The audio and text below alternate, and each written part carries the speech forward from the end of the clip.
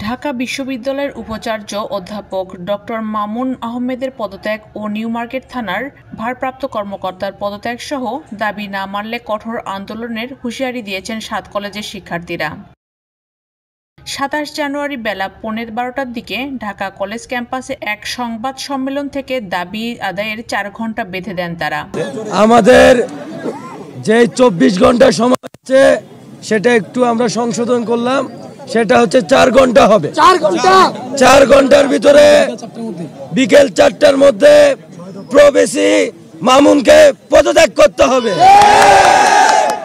সংবাদ সম্মেলনে বক্তব্য রাখেন ঢাকা কলেজের শফিক উদ্দিন ও ইডেন মহিলা কলেজের সুমাইয়া আক্তার।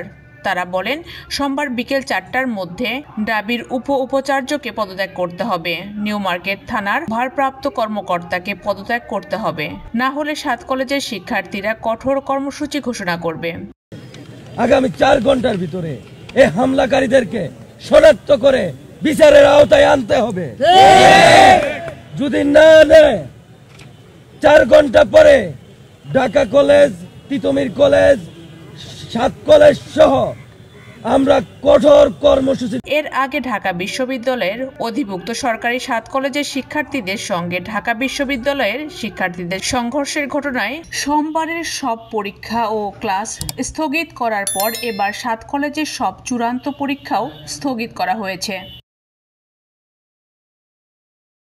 এর আগে ২৬ জানুয়ারি ৫ দফা দাবিতে আন্দোলনরত ৭ কলেজের ৩ শতাধিক শিক্ষার্থী প্রায় ৪.৫ ঘন্টা সায়েন্স ল্যাব মোড়ে অবরোধ করে রাত ১০:৩০টার দিকে ঢাকা বিশ্ববিদ্যালয়ের উদ্দেশ্যে মিছিল নিয়ে আসে। তারা নীলক্ষেত মোড়ে ঢাকা বিশ্ববিদ্যালয়ের মুক্তি ও গণতন্ত্র তোরণের সামনে অবস্থান নেন। এক পর্যায়ে ঢাকা বিশ্ববিদ্যালয়ের বিভিন্ন হল থেকে কয়েকশো শিক্ষার্থী বের হয়ে এসে মাত্র ১২,০০০ টাকায় সুন্দরবন ভ্রমণ করুন, your tours and travels Bogura তাদের ধাওয়া দেন। পরে ৭ কলেজের শিক্ষার্থীরা একজোট হয়ে ঢাকা বিশ্ববিদ্যালয়ের শিক্ষার্থীদের ধাওয়া দেয়।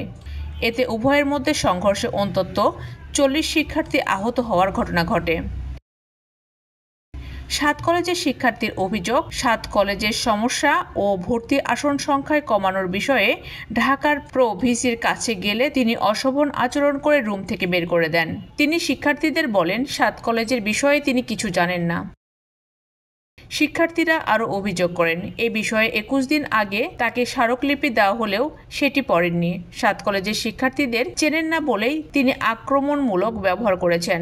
তাই তার অশোভন আচরণের বিরুদ্ধে শিক্ষার্থীদের আন্দোলন শুরু হয়েছে।